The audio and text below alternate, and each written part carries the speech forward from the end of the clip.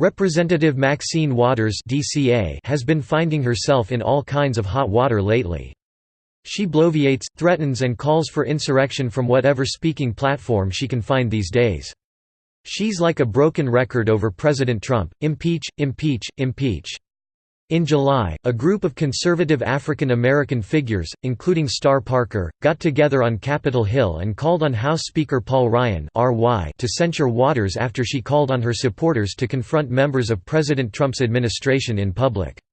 For anyone who doesn't remember that event, it occurred after the infamous Red Hen restaurant confrontation with White House Press Secretary Sarah Huckabee Sanders, where the owner asked Sanders to leave. Waters basically threatened anyone connected to Trump. Waters spoke in front of a crowd of her minions and told them to, "Let's make sure we show up wherever we have to show up, and if you see anybody from that cabinet in a restaurant, in a department store, at a gasoline station, you get out and you create a crowd. And you push back on them. And you tell them they're not welcome anymore, anywhere." This is a dangerous and unhinged call that signals to liberal activists that violence is a preferred way to demonstrate this disagreement, said Jonathan Alexander, Director of Public Policy at the Liberty Counsel.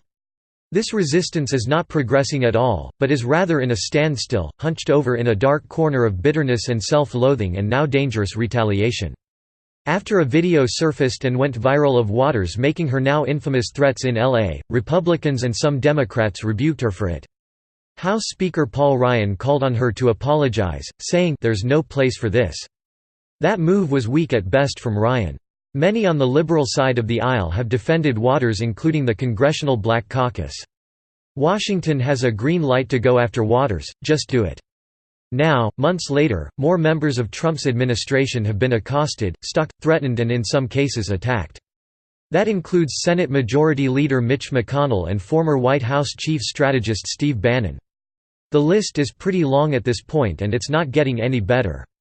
It's getting increasingly dangerous for anyone connected to Trump to venture out in public. It shouldn't be this way. The group of conservative African American figures emphasized that free speech is a protected right and no one should be harassed for supporting the president. It's a dirty, crying shame that even has to be said aloud in America today. From the Washington Examiner, Jomes Gould, senior pastor of Victory Christian Center, claimed that their lack of respect for civil dialogue is indicative in the left's attempts to undermine the Constitution, and by extension praised the president for nominating Brett Kavanaugh to the Supreme Court because he believes in the original meaning of the Constitution. "I contend that our Constitution is never outdated because rather than being hundreds of pages filled with policy like these modern constitutions, our founder put together a few simple pages dealing with human nature." Gould said, "Now, human nature has no expiration date, and neither does our Constitution, and although it was not perfect, it left a means for fixing imperfections, allowing me to stand before you today," he added.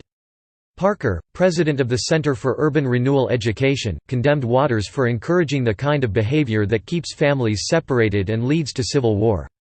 She stated their press briefing was to show Waters is not the face of all of Black America.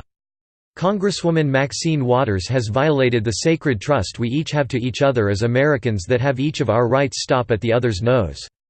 Her call to extremism based on where another American citizen works and who they associate with must be sternly addressed by Speaker Paul Ryan. An apology is not enough, nor did she offer one. After being asked by House Speaker, Parker said, "We move into 2 months of intense debate over the next SCOTUS nomination. The censuring of Maxine Waters becomes of extreme urgency, so we compel Speaker Paul Ryan to heed the call of many on the Freedom Caucus today and his colleague and censor Maxine Waters today."